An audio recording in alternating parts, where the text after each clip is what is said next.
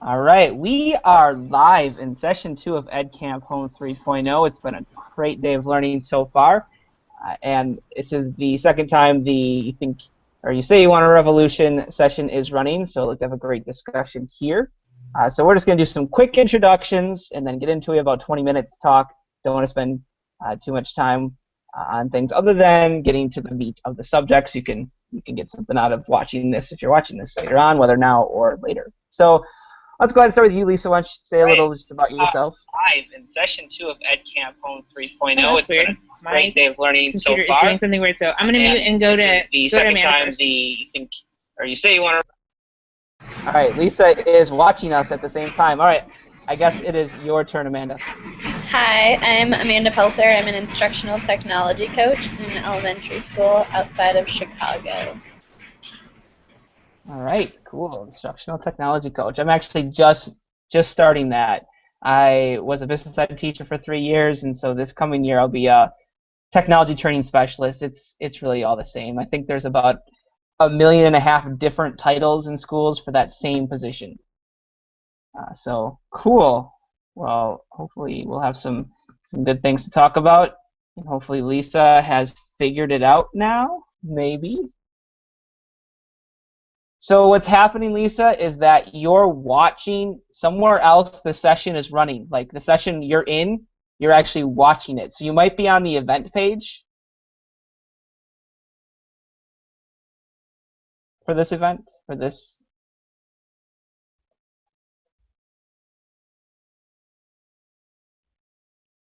So it might be best if you just close out of everything except for the window you're in. I think then we'll be good. I think I fixed it. I think I had to close everything, so. All right, good. Hey, sometimes the nuclear option is the best option. I think I said nuclear wrong. I don't think anybody says that right. There are definitely people out there who's like sticklers on that.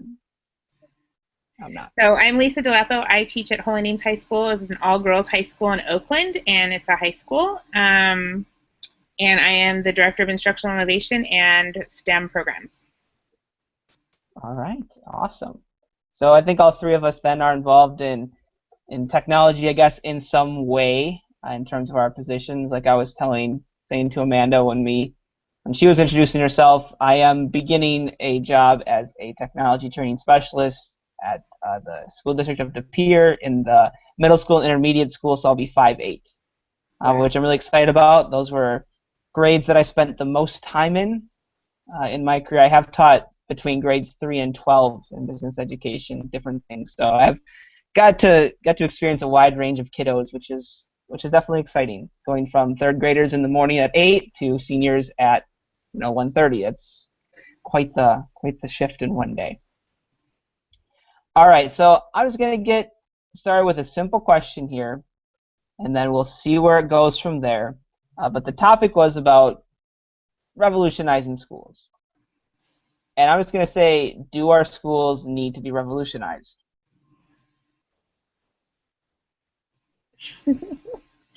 I think if we're always questioning what we're doing, things will naturally change, and I think we don't question enough what we're doing. Okay, I like that. So always question what we're doing. All right. I would agree with Amanda. I think people need to reflect a lot more on what their practice is and looking and seeing how their assessments are making, if they're making any difference, and looking at how we're teaching. And how we taught 50 years ago was great for the blue collar worker, but are we creating innovative, creative people for the future that are going to create jobs and create new products for us to use? Right, and I think that's a great point. Is that innovation, and that at least I've come to believe through the things I've heard and read that is something we need to emphasize more, that our students need to be able to do, because they're not going to be able to depend on the same types of consistency in occupations maybe our generation or parents' generation got to. So how do we do that? In the first discussion, it was kind of brought up one particular woman. She has in one of her classes like a 7 or 8 year old laptop and a projector. And that's the technology she has in her class. And because of some different issues, it's if not every student has a smartphone, then she can't really do activities that depend on it, was what was coming out, she was saying. So there were some issues there. And then talking about like Common Core and testing and all these things. How do we, I guess, how do we either do those things and still make the necessary changes? Can they coexist?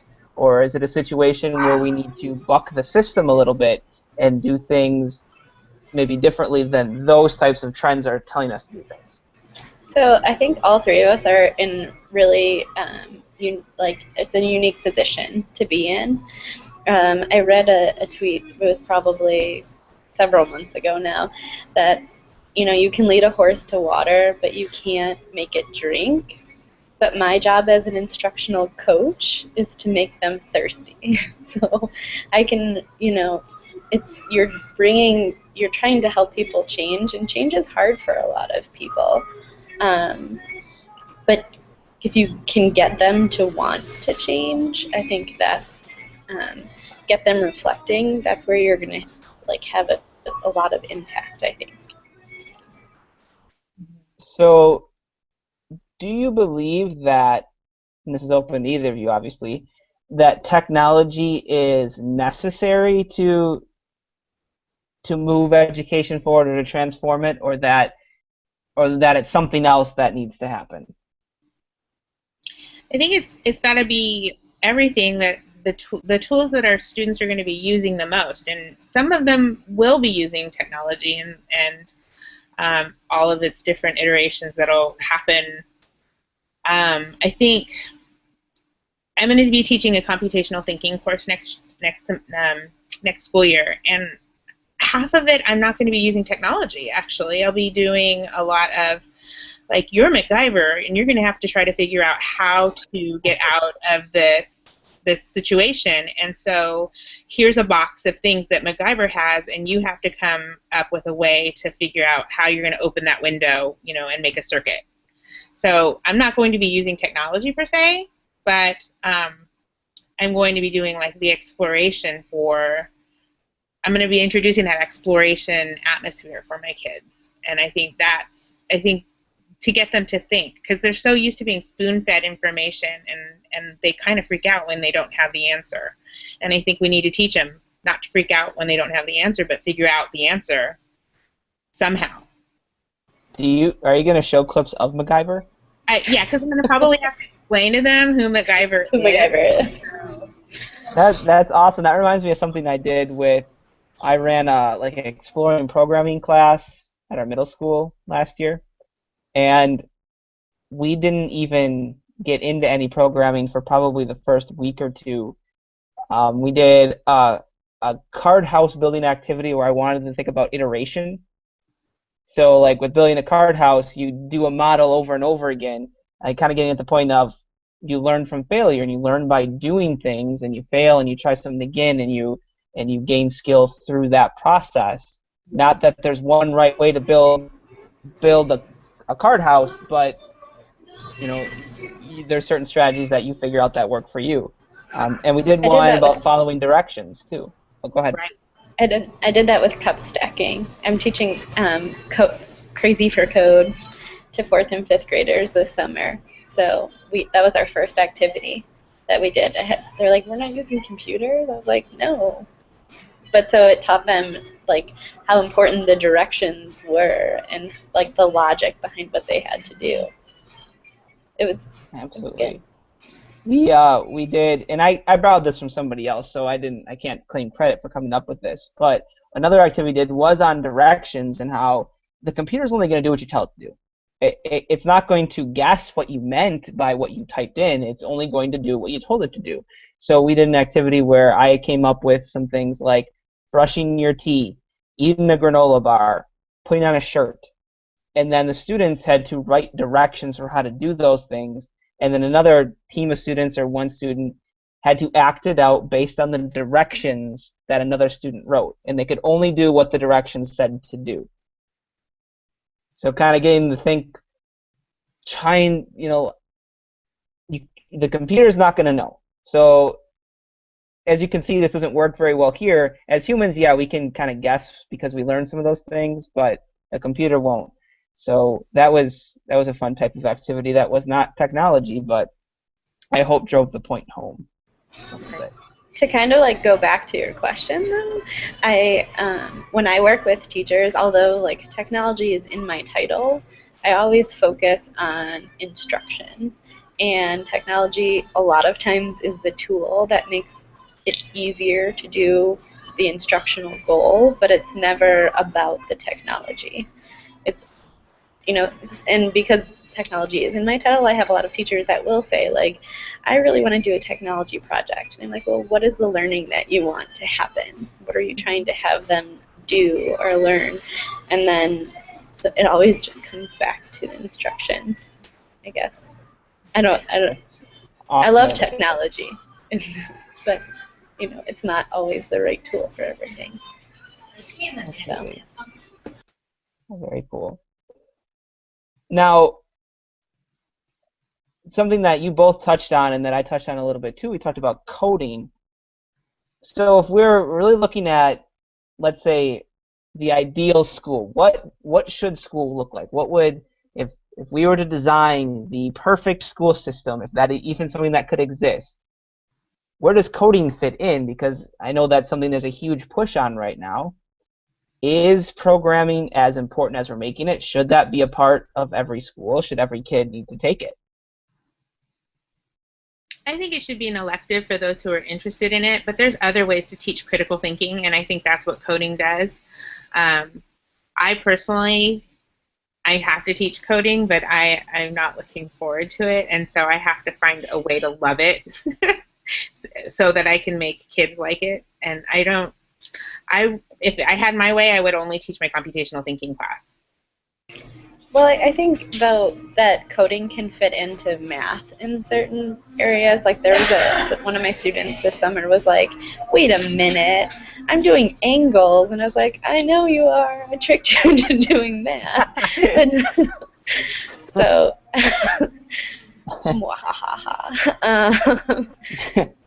it's. I think it can fit into different areas, but I think I think you're right that it's more about like that logical thinking, and I don't think that kids are used to doing, like they haven't been asked to do that a lot. So, if it's coding or if it's something else, just giving them the opportunity to think in that way.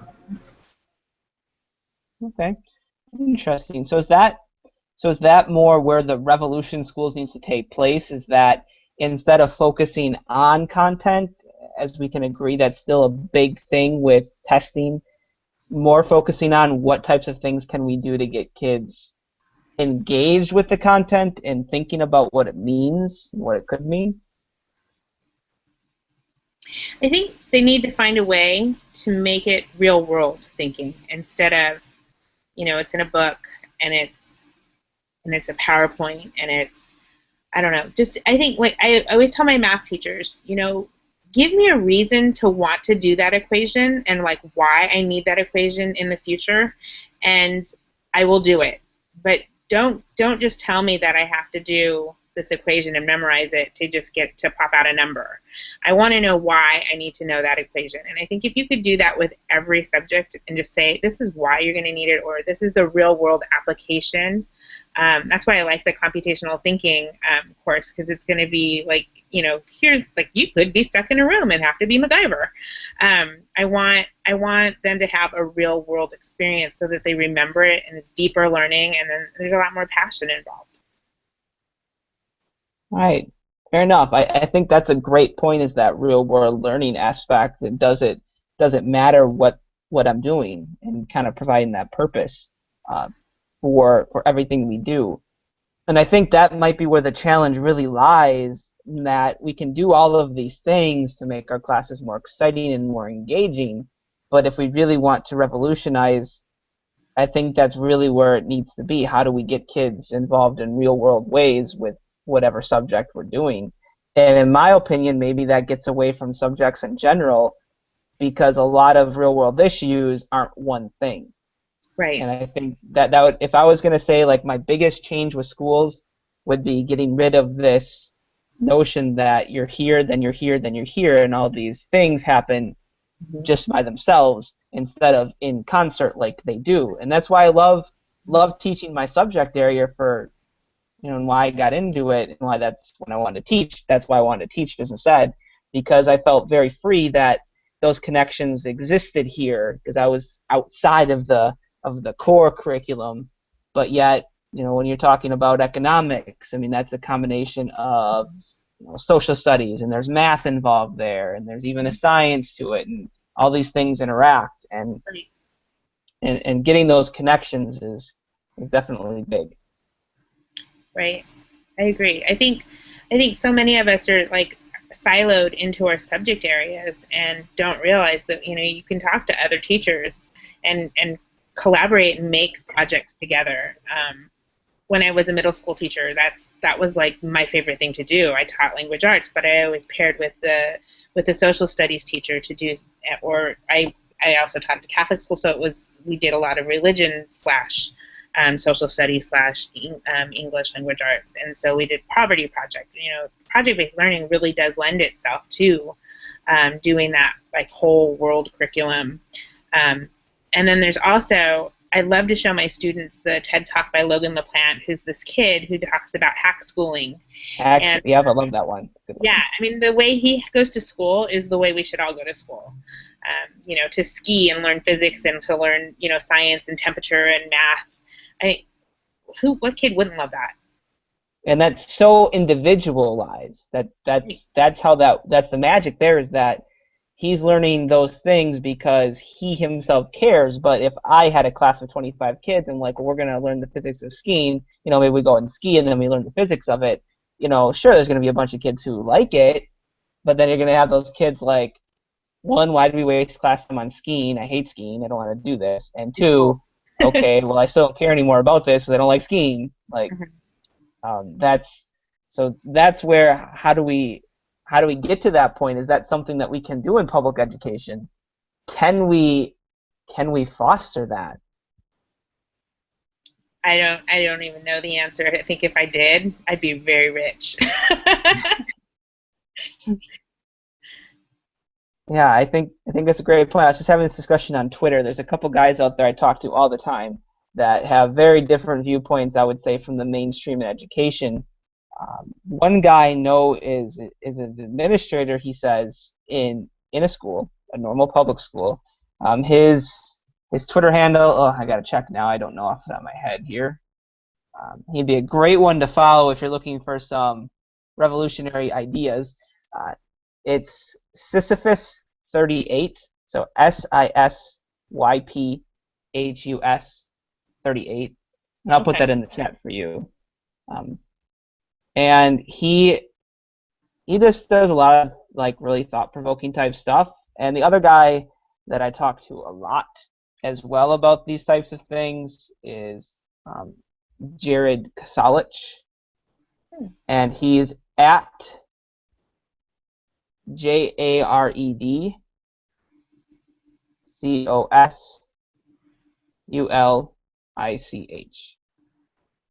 And they're just guys that really challenge my thinking. Jared, I don't know if he works that one. I'm trying to think. Or I know he talks a lot about Sudbury schools.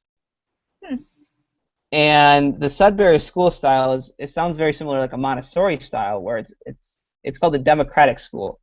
And each student there is 100% in charge of their own learning, and all the adult teachers there are purely facilitators. So when we talk about guide on the side, they live that, where the students drive everything that they do, and they learn on a daily basis. And so whenever I come across something, or just think about how things are versus the way they could be, I like to talk to those guys because they really make me think differently about what we do versus what they might be doing there, and how is their system successful versus not, and how is our system maybe successful versus not, and just trying to figure out what's best for kids. And that's really where we're at with that.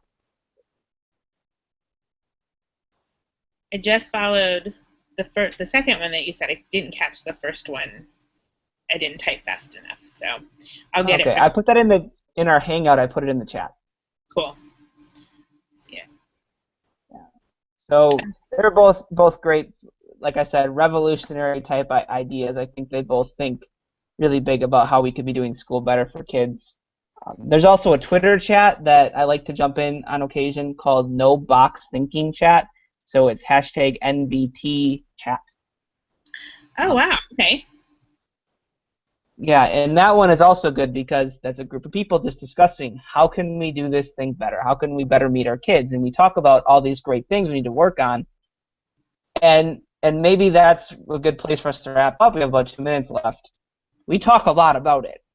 So what are things that we can do? What are things that the average teacher can do in their class? What are things that an administrator could do to do things differently, to really get at those skills we want kids to know? I think the biggest thing that administrators can do is just give you permission. Permission to like we always say, we want to give permission to the kids to fail and in a safe place, and the teachers need the same permission to try new and innovative things and fail. And if they don't fail, then great for the school. If they do fail, then learn from it. But I think the best gift an administrator can give to their teachers is just freedom to think outside the box. Because until I came to the school I worked at, I've never had that freedom until this last year, and it's been incredibly eye-opening, and I've seen my students learn, and it's incredible. I think I would agree. I think that helps a lot in any school environment, is that freedom, is that permission, whether it's the teachers giving to the students, definitely the admin giving to the teachers. It sets the tone for the whole environment, and I think gets us on the right path, and I think that's a start. I think that's where it needs to be, and I think once that's there, then you can start to work with teachers who may be more reluctant to really start to try new things, because then they won't have to worry about the big brother's hand coming down on them for trying something and failing. Because some of us will do it anyways, but I know other people may not. So it's really trying to get that environment going. Yeah. All right. Well, it was fun to chat with you. It's good having you in here. I know it's a small group, but sometimes it's nice because then you get to really get into a discussion. And we'll meet in a couple weeks. We will. I'm still so excited about that. It's weird. Like, the excitement hasn't really gone away, and every time I allow myself to think about it, I get all giddy again. About the New Teacher Academy, and just like, wow, I can't believe. And probably the coolest thing, beyond Google and beyond everything else, is, this is just an amazing group of people. And I don't know how I got in with this group of people, but I'm so excited to meet everybody, because everybody's doing like crazy awesome stuff. Yeah. I don't know if you follow Roland on Twitter, but he's going to the All-Star game with the Blue Jays. No way! Wow. Roland Shadiak. Shadiak. Oh my I'm not sure how to pronounce his last name, but yeah, he was in this finalist for this vote thing to go to the All-Star game. Oh, okay. Yeah, I'm voting for that. Yeah, and so he's going. He's going next week. He'll be in Minnesota next week, so that's awesome. So there's so much cool stuff happening. Just there's not going to be enough time to get to everybody, and that's going to be disappointing. But hopefully we'll have a lot of hangouts like this, or get some conversations going beyond that day. Are you staying at the Country Inn? Yeah, at the County Inn. Yep. Cool. So, well, I'm sure like most of us are staying there, so it'll be pretty cool to like have the before parties and stuff. Absolutely. All right. Well, I'm going to go ahead and stop the broadcast, because I think we're getting off the topic here, but that's fine. It was great chatting with you, and Amanda too. I know she probably had to go with the roller hockey thing that she was at. So it's amazing that people are able to participate wherever they're at with this EdcampHOME thing. And it's really amazing, obviously, what Carl and Kelly and David and Sean have created, this thing that is bigger than itself. Yeah. And it's been awesome to be a part of it from the beginning. So it's and they improve it every time. I don't know how they do it, but they do it.